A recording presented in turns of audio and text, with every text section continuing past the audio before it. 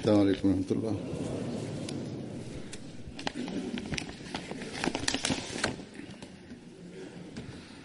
أشهد أن لا إله إلا الله وحده لا شريك له وأشهد أن محمدا عبده ورسوله أما بعد فأعوذ بالله من الشيطان الرجيم بسم الله الرحمن الرحيم الحمد لله رب العالمين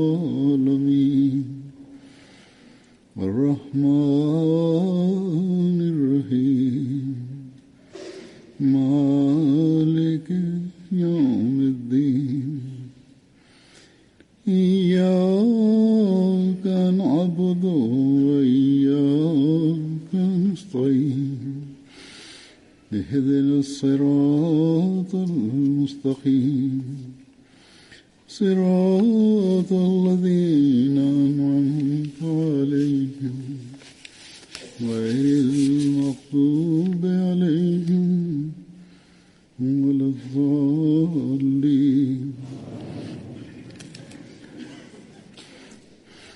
Bismillahirrahmanirrahim. Huzur, son geçen hutbemde Hazreti Ammar, Resul-i Ekrem sallallahu aleyhi ve sellem'in sahabelerinden bahsediyordum. Bir takım alıntılar vardır ki bunlardan bugün bahsedeceğim. Hazreti Hasan radıyallahu anhu'nun bildirdiğine göre Resul-i Ekrem sallallahu aleyhi ve sellem Amr bin Nasır'ı en fazla sevmekteydi. Ta ölümüne kadar o sevinmekteydi ve eminim ki Allah Teala onu ateşe atmayacaktır dedi. İnsanlar, biz Resul-i Ekrem sallallahu aleyhi ve sellem'in sizi sevdiğini görmekteydik diyordu Hazreti Hasan'a. Hazreti Emir bin Naz, Allah Teala daha iyisini bilir dedi. Resul-i Ekrem sallallahu aleyhi ve sellem beni sevdi veya sadece beni cesaretlendirmek için böyle davranıyordu. Fakat biz bunu bir kişiyi çok sevdiğini biliyoruz. Kişiler sordular, kimdir bu? Hazreti Ammar bin Nasır, bu Ammar bin Yasir'dir dedi. Bu kişi Resul-i Ekrem sallallahu aleyhi ve sellem tarafından her zaman sevildi. İnsanlar, orada bulunanlar, Sefin Savaşı'nda o orada öldürüldü. Hazreti Emir bin Muaviye'nin destekçisiydi. Hazreti Ömer, evet biz onu öldürdük dedi. Başka bir alıntıya göre ben iki kişiye şahidim ki Resul-i Ekrem sallallahu aleyhi ve sellem ta ölümüne kadar bu iki insanı çok severdi. Abdullah bin Mesud, Hazreti Ammar bin Yasir. Abu Bekir bin Muhammed bin Hazm'ın babasından duyduğuna göre Ammar bin Yasir şehit olduğunda insanlar Amr bin Alas'a gelerek Ammar şehadetle yüz yüze geldi ve ben Resul-i Ekrem sallallahu aleyhi ve sellem'in isyankar gruplar onu öldürecektir dedi. Hazreti Ömer çok üzgündü ve hemen ayağa kalkarak Hazreti Muaviye'ye gitti. Hazreti Muaviye, mesele nedir dedi. Hazreti Ammar bin Yasir şehit oldu. Muaviye sordu. O öldürüldüyse bunda ne var dedi. Ben Resul-i Ekrem sallallahu aleyhi ve sellem'in isyankar bir grup onu öldüreceğini duydum. Muaviye, biz onu öldürdük ve o Hazreti Ali ve sahabeleri tarafından öldürüldü. Esas olarak onlar onu öldürdüler ve o bizim kılıçlarımızın gölgesine geldi. Emir bin Alaz onunla savaşıyordu ve bunun için üzüntü duyuyordu. Emir Muaviye buna hiç önem vermedi. Onun fikirlerine hiç önem vermedi. Bazı sahabeler çok üzgündüler.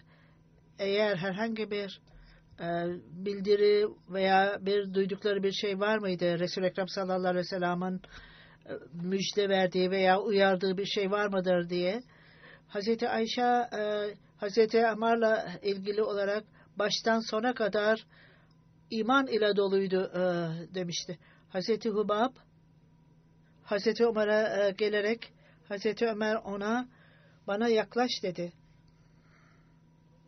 Ve hiç kimse bu toplantıda senden daha fazla hiç kimse buna layık değildir Amar'dan başka.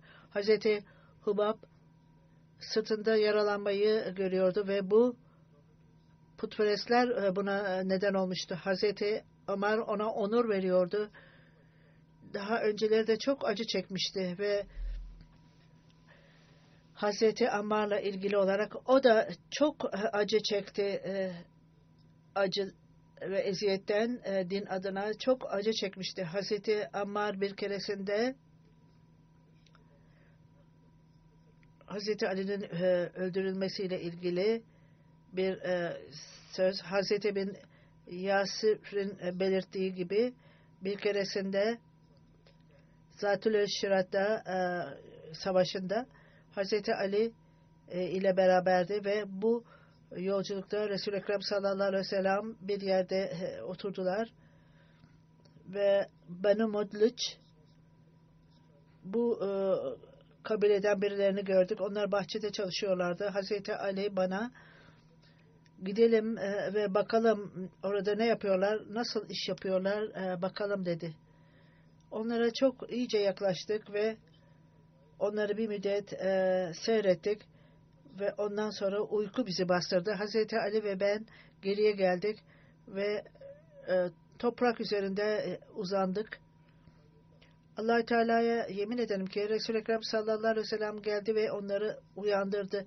Ayaklarını dürttü ve o gün Resul-i Ekrem sallallahu aleyhi ve sellem Hazreti Ali'ye ey Ebu Turab, çünkü o bedeninde toprak olması nedeniyle ona Ebu Turab deniliyordu.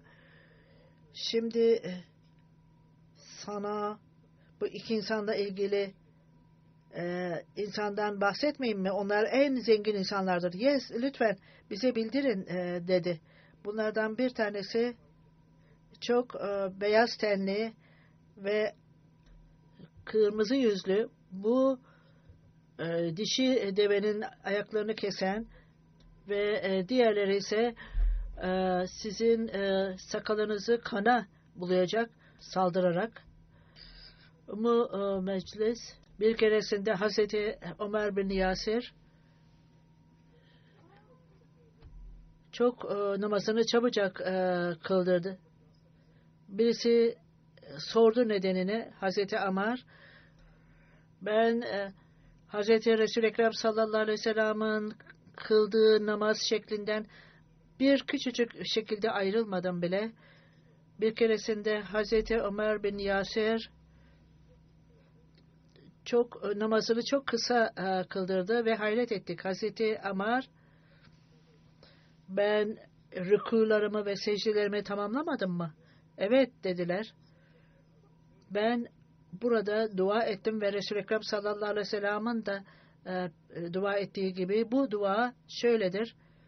Allahümme be ilmeke gayba ve kudretika elal halki ahyani ma alimte hayata hayrle ve tevaffani İza kaynetul vefâlı hayretu eseluka haşyetuka fil gaybe ve şehadeti ve kelimatul hakkı ve reza vel kastı vel fakr vel gana ve lezzetün nazarete ila veçhika ila likaika ve uzebike min zerretin min fitnetin ve zilletin. Allahümme gayrinna bizeyyena bizinetel imane. Bunun anlamı, ey Allah, sen görünmeyeni, gaybı bilirsin ve her yaratıklar üzerinde gücün vardır. Benim hayatımın benim için daha iyi olduğunu bilinceye kadar beni yaşat. Bu ölümün benim için daha iyi olduğunu bildiğin zaman beni öldür. Ey Allah'ım, görünenden görünmeyenden senin affını dilerim. Sen gerçekleri görme gücün vardır ve ayrıca etkimde orta yolu tutayım ve senin mutluluğunda daima yüzüne bakmayı arzu ederim. Bizi eziyet eden şeylere senden korunmayı isterim. Ey Allah, dinin güzelliğiyle bizleri süsle ve insanlara hidayet veren insanlar bizi yap. Ammar bin Yasir her cuma Yasin suresini minberde okurdu. Haris bir kişi Hazreti Ammar'la ilgili olarak Hazreti Ömer'e dedikodu yaptı. Hazreti Ammar elini kaldırarak birisi benimle ilgili olarak yanlış bir iddiada bulundu ve elini kaldırarak dua etti. Abu bin Oful bir Ekrem'in bildirdiğine göre Hazreti Ammar bin Yasir çok sessiz bir kişi ve çok az konuşurdu. Herhangi bir sınavdan Allah'a sığınırım derdi. Hasma bin Ebu Suvara'nın bildirdiğine göre ben Medine'ye geldiğimde Allah Teala'ya dua ettim ve bana çok dindar bir insanınla birlik olayım, beraber olayım. Sonra Allah Teala bana Hazreti Ebu Hureyre'nin dostluğunu verdi, yakınlığını verdi. Hazreti Ebu Hureyre bana sordu, sizin insanlarınız kimdir diye sordu. Ben Kufa topraklarına aittim. Ben buraya iyilik ve bilgi almak için geldim. Hazreti Ebu Hureyre ona kişinin duaları kabul edilen Sa'd bin Vakkas ve ayrıca Resul-i Ekrem sallallahu aleyhi ve sellem'in ayakkabılarını taşıyan Abdullah bin Mesud'dur.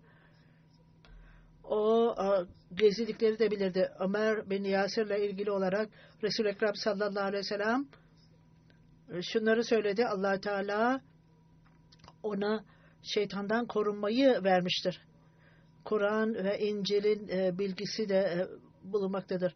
Hazreti Selman orada değildi ve bu insanlar oradayken neden siz bunların beraberliğinden istifade etmiyorsunuz?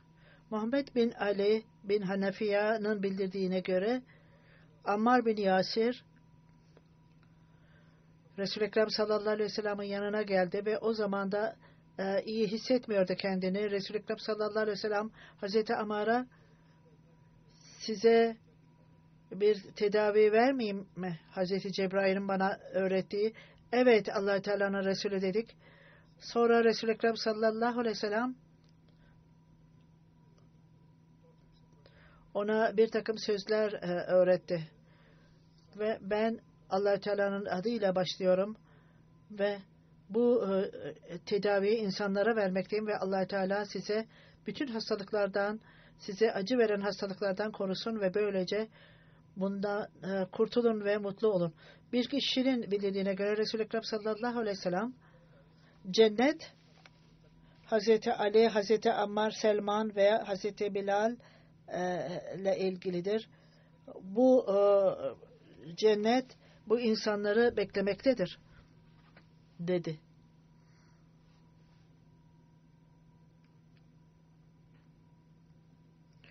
Hazreti Huzeyfe radıyallahu anh'un bildirdiğine göre bizler Resul-i Ekrem sallallahu aleyhi ve sellem'le beraber oturuyorduk. O, ben bilmiyorum dedi. Ben aranızda ne kadar uzun kalacağım bilmiyorum. Benden sonra bu insanları takip edin dedi. Ebu Bekir ve Hazreti Ömer de Ömer'in yolunu takip etmişti. İbni Mesud ne söylüyorsa onu yerine getirin dedi.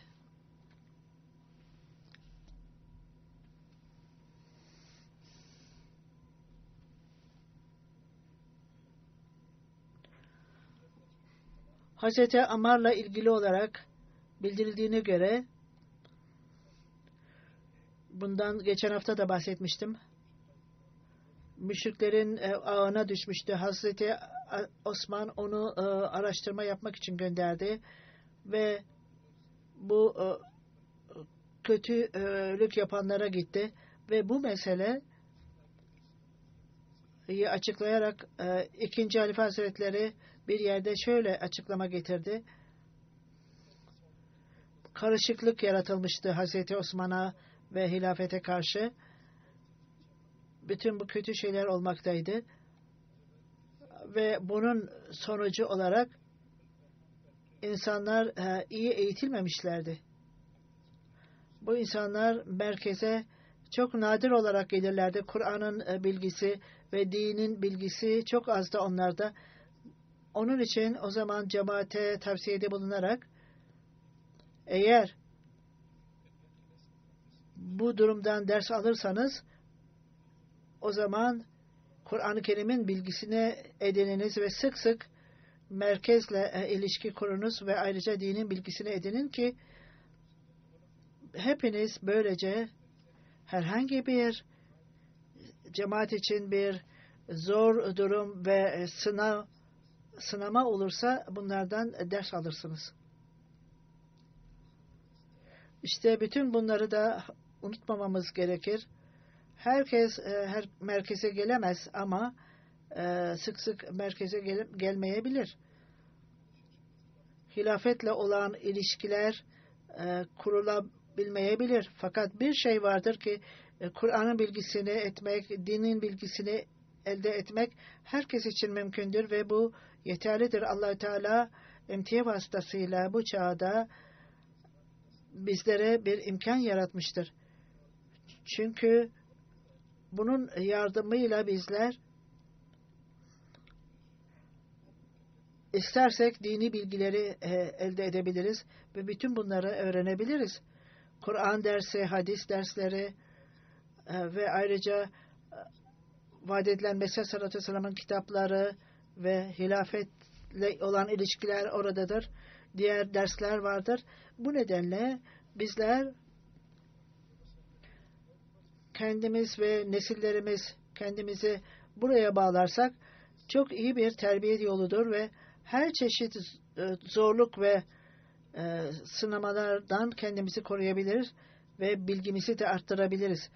İşte bu nedenle bu noktada cemaatin üyeleri de özellikle buna dikkat etmelidirler. Allah-u Teala emtiyeyi bize bağışlamıştır ve kendilerini buna bağlasınlar ve seyretsinler.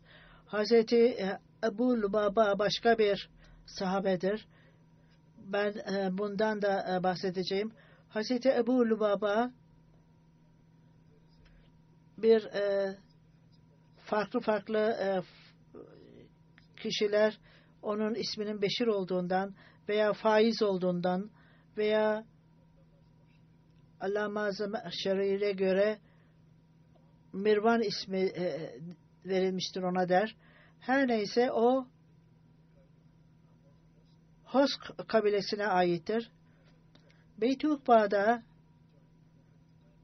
katıldı ve Bedir Savaşı sırasında Medine'den başlayarak Resul-i Ekrem sallallahu aleyhi ve sellem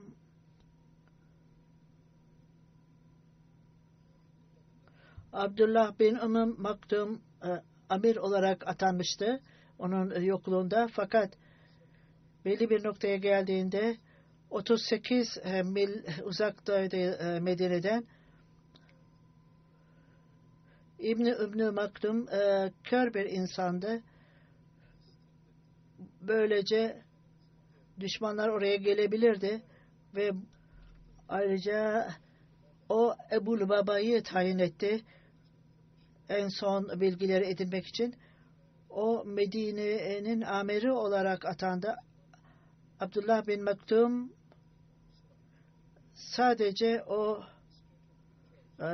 namaz kıldırıyordu fakat idari işler Hazreti Ebu Lubaba tarafından yapılıyordu. Ebu Lubaba geriye gitti ve İbn-i Sa'd Resul-i Ekrem sallallahu aleyhi ve sellem'e savaş ganimetlerinden bir pay verildi. Resul-i Ekrem o zamanda Hazreti Ali ve Hazreti Ebu Lubaba beraberce sırayla biniyorlardı. Hazreti Ebu Lubaba biz yürüyelim Hazreti Resul-i Ekrem sallallahu aleyhi ve sellem deveye binsin diye diyordu. Resul-i Ekrem sallallahu aleyhi ve sellem bunu kabul etmedi. Siz benden daha güçlü değilsiniz. Ne de Allah-u Teala'dan sevap almaya bu kadar isteksiz değilim, isteğim vardır diye gülümsedi. Resul-i Ekrem sallallahu aleyhi ve sellem Zeyd bin Harsa'yı Medine'ye müjdeyi vermek üzere atadı. Sonra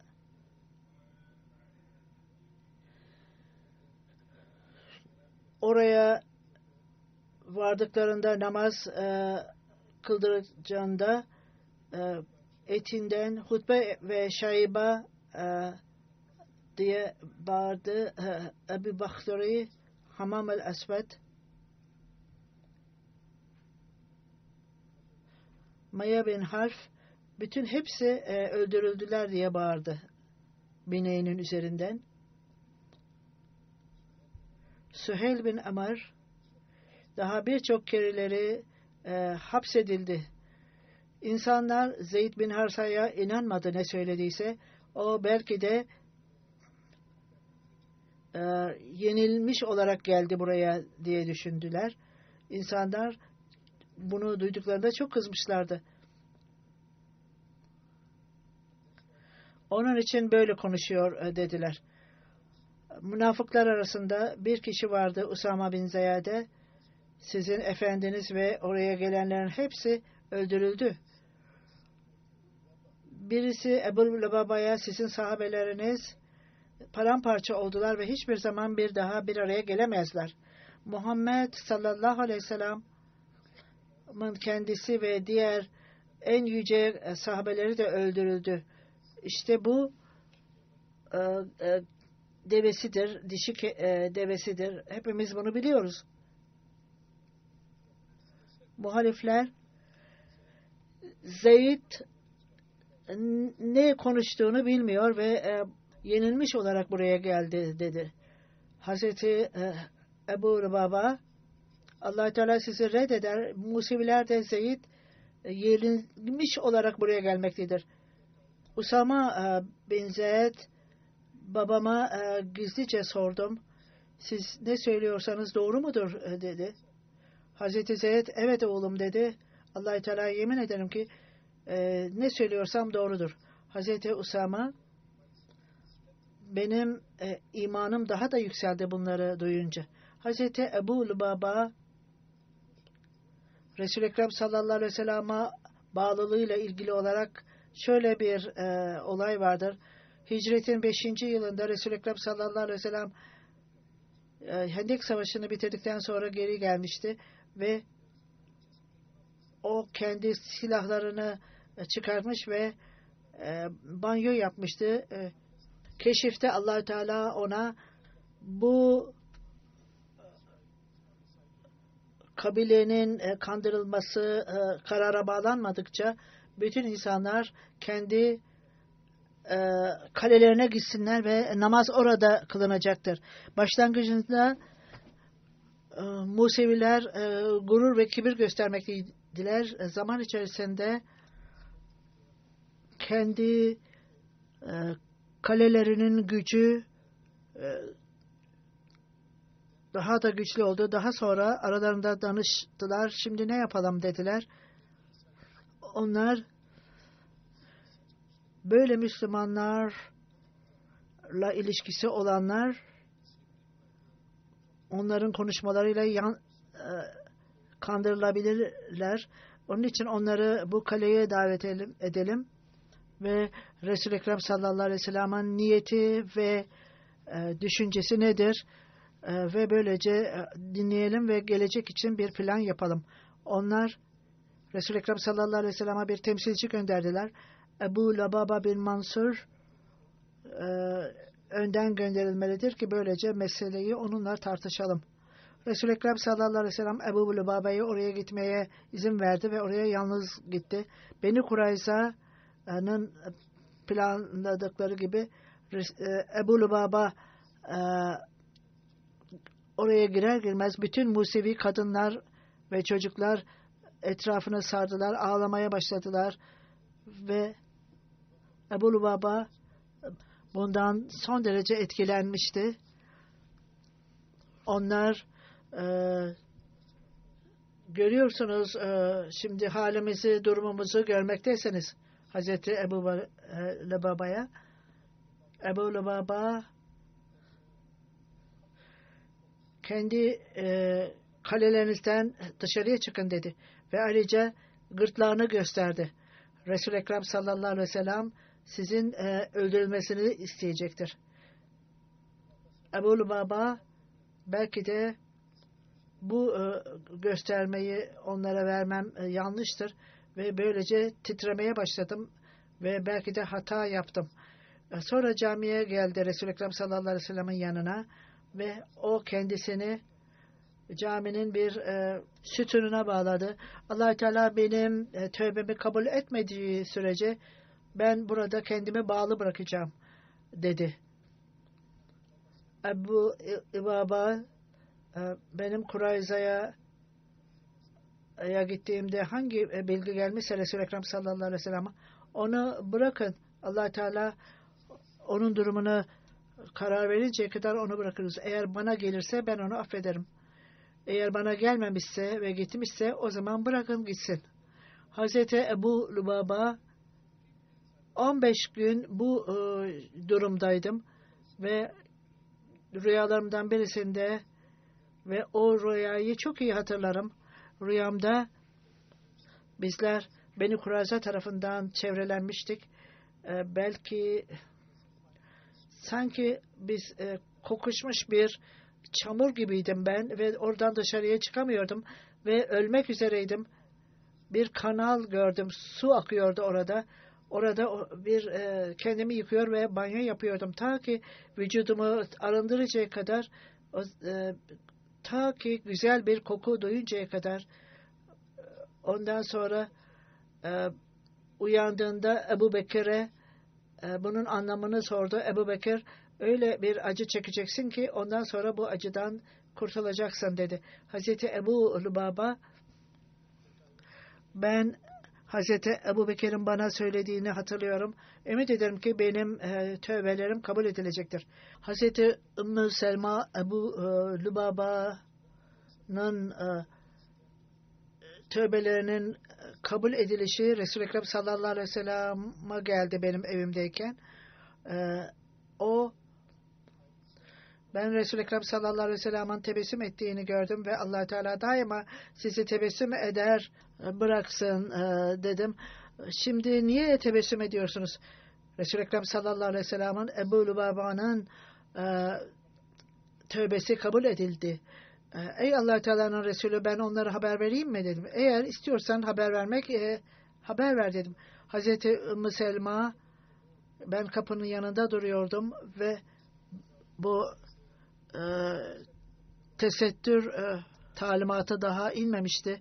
Ebu Lubaba, Allah Teala senin tövbeni kabul etti dedim. Bütün insanlar ona koşmaya başladı. O hayır dedi. Resul-i Ekrem sallallahu aleyhi ve sellem sabah namazını kıldırmak için camiye gitti ve ondan sonra kendi eliyle bu ipleri açtı ve Resul-i Ekrem sallallahu aleyhi ve sellem'e ben bu kasabayı terk etmek istiyorum, bu günahı işlediğim yeri bırakmak istiyorum ve bütün malımı ve zenginliğimi Allah Teala'nın rızasına bırakıyorum. Resul-i Ekrem sallallahu aleyhi ve sellem 1/3 sadaka yeterlidir dedi. Malının 1/3'ini bıraktı ve hatta atalarının evini de bıraktı.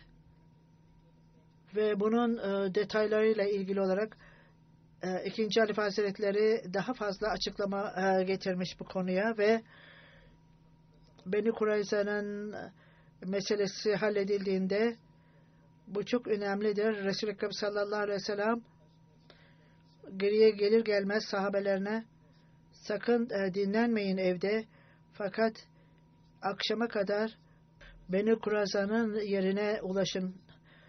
Oraya Hazreti Ali de gönderildi. Onlara sorun, niçin bu yaptığınız sözleşmeyi bozdunuz? Bununla ilgili olarak üzüleceğine veya özür dileyeceğinize, af dileyeceğinize onlar kötü sözler kullanmaya başladılar Hazreti Ali'ye ve etrafındakilere.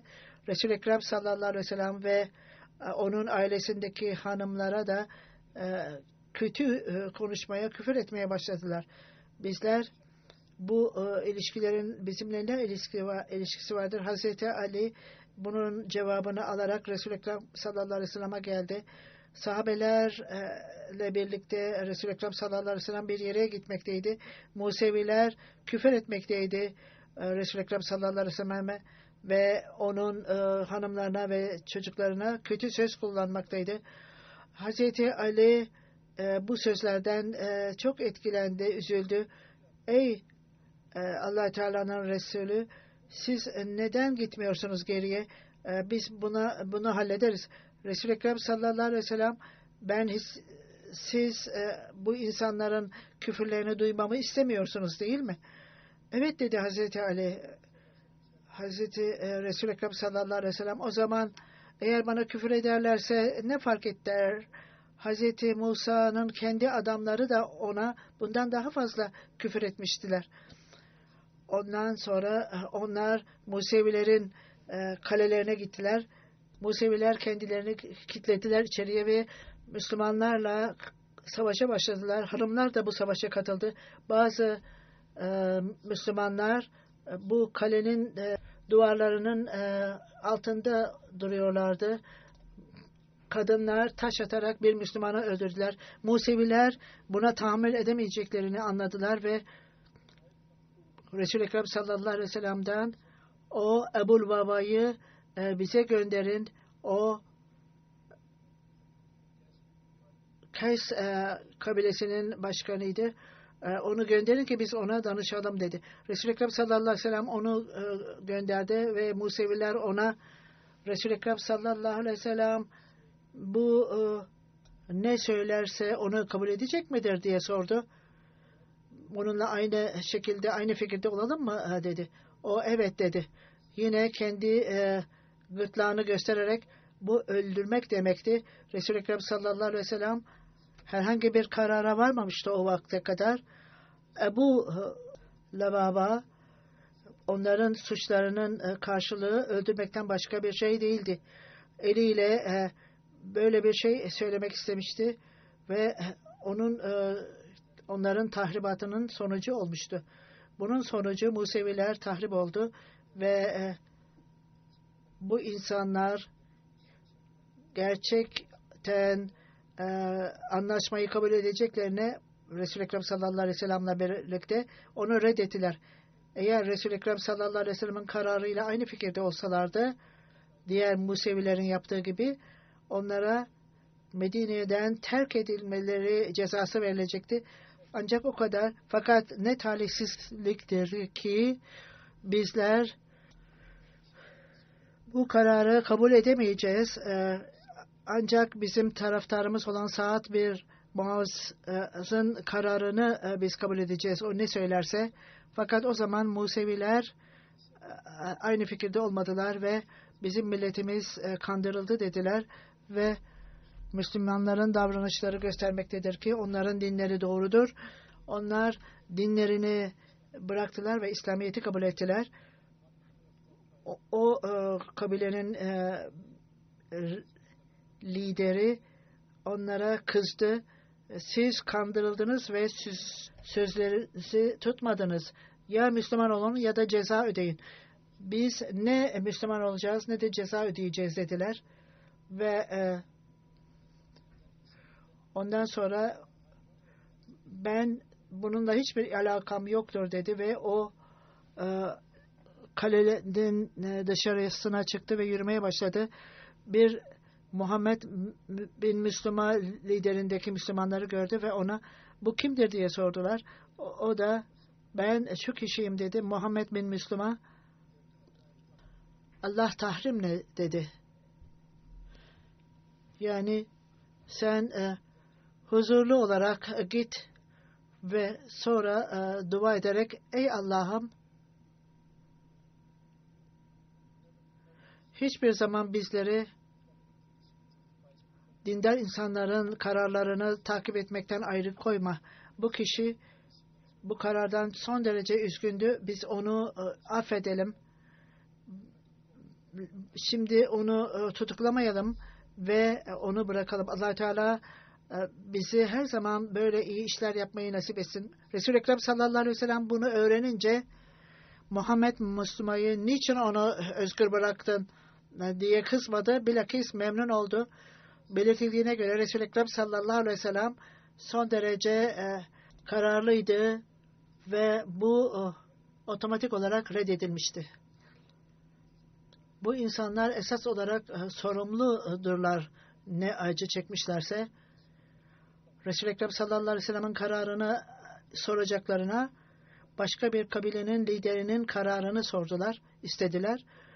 Ve o liderin kararına göre onlara yapıldı ne yapılmışsa her neyse Resul-i Ekrem sallallahu aleyhi ve sellem olsun yoksa sahabeler olsun hiçbir şekilde adaletsizlik yaptılar diye bir iddiada bulunulmadı.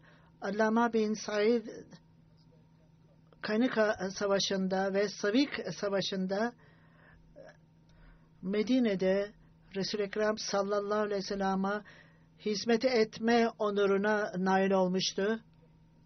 Resul-i Ekrem sallallahu aleyhi ve sellem'in yardımcısı olarak Medine'de bir yolculukta Resul-i Ekrem sallallahu aleyhi ve sellem Ömer bin Amer bayrak taşımaktaydı kabilenin. Ebu Bababa birçok savaşa Resul-i Ekrem sallallahu aleyhi ve sellem'le birlikte katılmıştı. Ölümüyle ilgili olarak bazı insanlara göre Hazreti Ebu Bababa Hazreti Ali'nin döneminde, bazılarına göre de Hazreti Osman dönemine kadar, başka bir fikre göre de Hicri'nin 5. yılına kadar yaşamıştı. Said bin Müsaib'in bildirdiğine göre Hazreti Ebu Bababa şöyle demişti. Resul-i Ekrem sallallahu aleyhi ve sellem bir cuma günü yağmur için dua etmişti. Allah'ım maskina, Allah'ım maskina, Allah'ım maskina. Allah'ım yağmuru bize getir diyordu. Ebu Lubaba ayağa kalkarak ey Allah Teala'nın Resulü dedi. Gökyüzünde hiçbir bulut yok dedi. Resul-i Ekrem sallallahu aleyhi ve sellem siz Allah Teala bize yağmur gönder demiştin. Ondan sonra yağmurun geldiğini gördük. Ondan sonra yağmur inmeye başladı ve Resul-i Ekrem sallallahu aleyhi ve sellem namazı kıldırdı ve Ensar Ebu Lubaba'ya gelerek ey Ebu Lubaba Allah Teala'ya andolsun ki bu yağmur hiç durmayacak. Ancak Resul-i Ekrem sallallahu aleyhi ve sellem'in hadisine göre siz ve sizin elbiseleriniz çıkartılıp da vücudunuz çıplak kalıncaya kadar bu yağmur durmayacaktır. O böylece yağmurun akışını elbiseleriyle durduracaktı. Ebu Lubaba'nın torunu bazı hurmalarla Resul-i Ekrem sallallahu aleyhi ve sellem'e geldi ve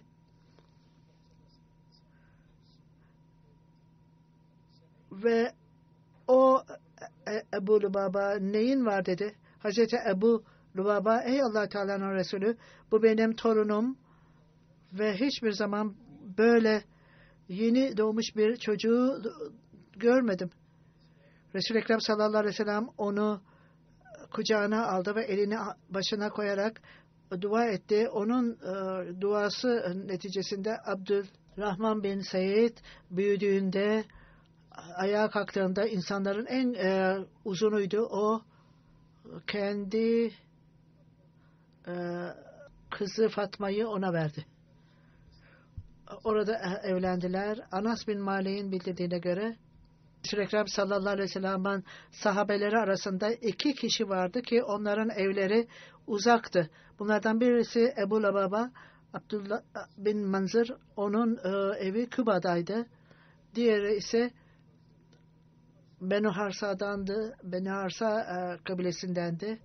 Her ikisi de Resul-i Ekrem sallallahu aleyhi ve sellem'in arkasında namaz kılmak için gelirlerdi.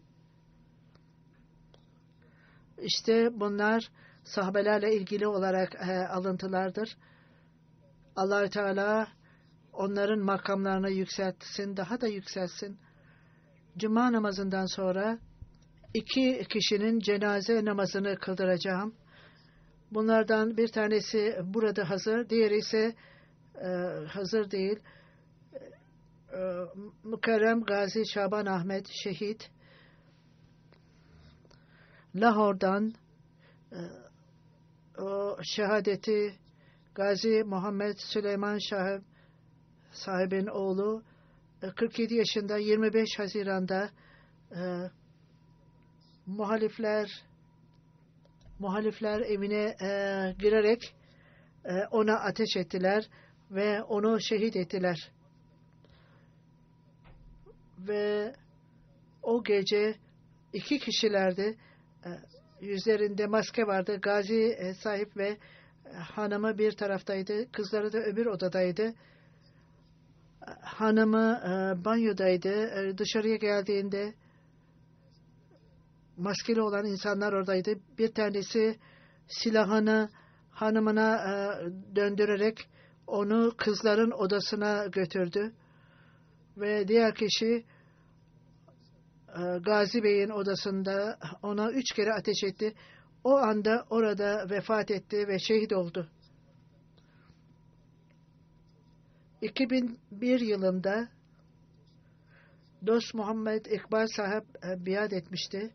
Gazi sahip Muzafferabad, Keşmir'de oturmaktaydı ve Nişter Koloni'ye taşındı Lahor'da. Lahor'da uzun süre yaşadı. Gazi Şaban sahip sakat çocuklar için okulu vardı.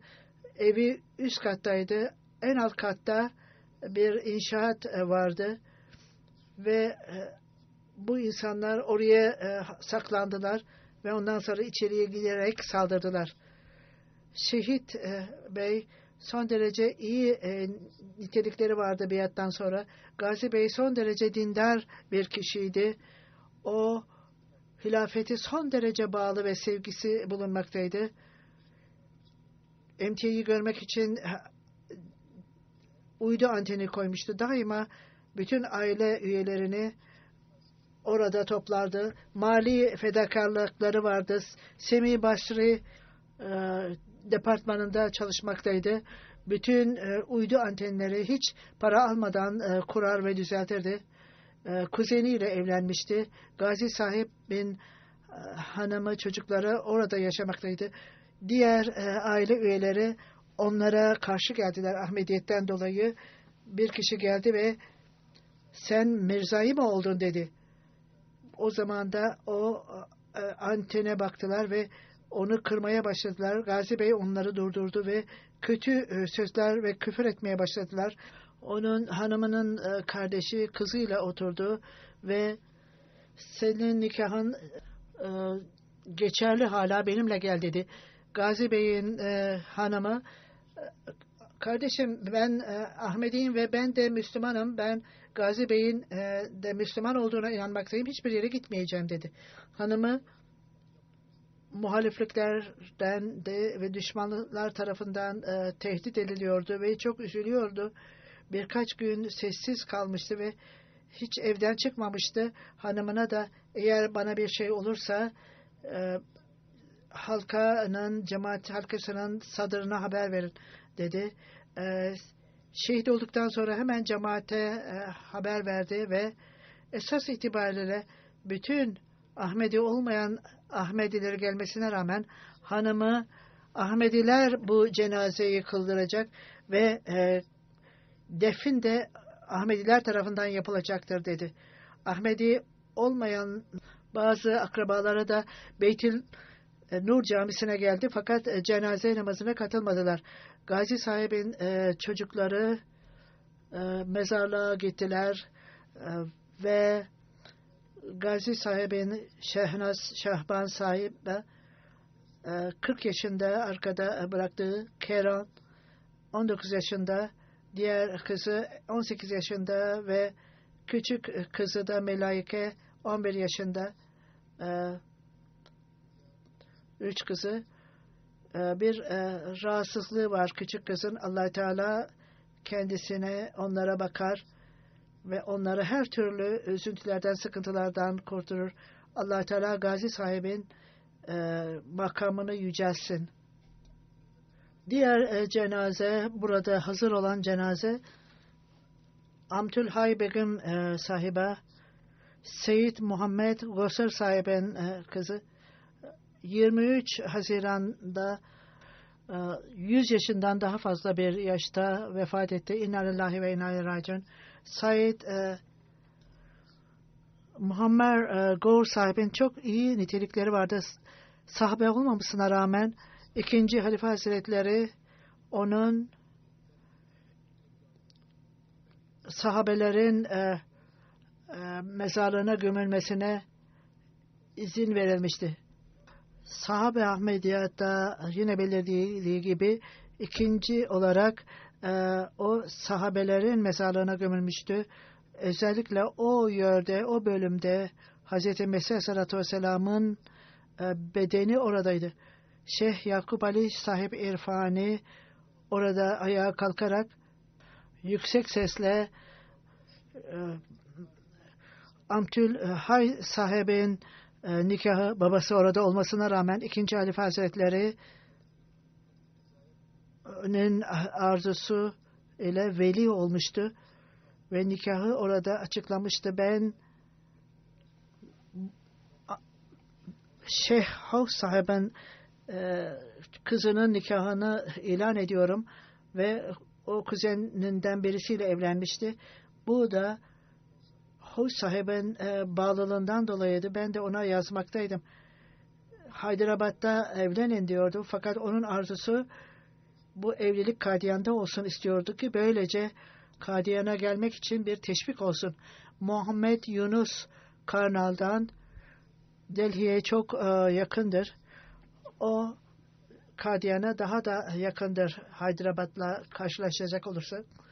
Ailesi son derece dindardı. Bu ailenin kızları, hanımları bizim hanımlarımızla ve kızlarımızla çok yakındırlar. Onlar sanki bir aile, tek aile gibidir ve biz onlarla çok gayri resmi olarak onların mutluluğu ve üzüntüleri bizim mutluluk ve üzüntülerimiz olarak kabul ederiz. Amtülhay Begüm'ün nikahı 1000 rupilik idi. Bu kişi ile evlendi. Şeyh sahip, Seyit sahip beni veli olarak tayin etti. Amtülhay sahibe son derece namazına dikkat ederdi ve son derece hilafete bağlıydı ve o huzura gelirdi, buraya gelirdi ve daima büyük sevgi gösterirdi. Çok dindar bir hanımdı. Musi'ydi. Arkasında 2 kız ve 2 oğlunu bıraktı ve birçok torunları vardır. Muhammed İdris sahip Hyderabadi, onun bu kişinin babası Musevvir sahip Hudamül Ahmediye'de çalışmaktadır. Allah Teala onların makamlarını yükselsin ve Allah Teala onların nesillerinin de bütün hilafeti Ahmediyete son derece bağlı olmalarını nasip etsin.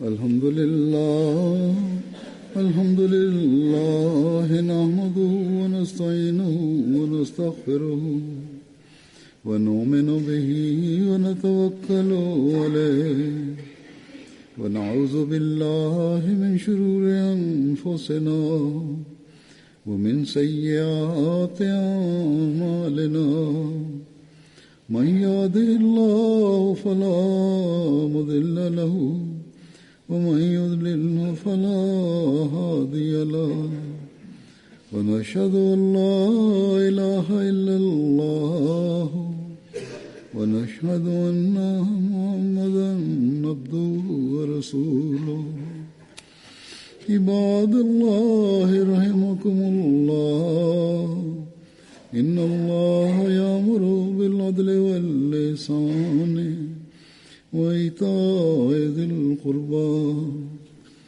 وينهى عن الفحشاء والمنكر والبغي يعظكم لعلكم تذكرون اذكروا الله يذكركم وادعوه يستجب لكم ولذكر الله أكبر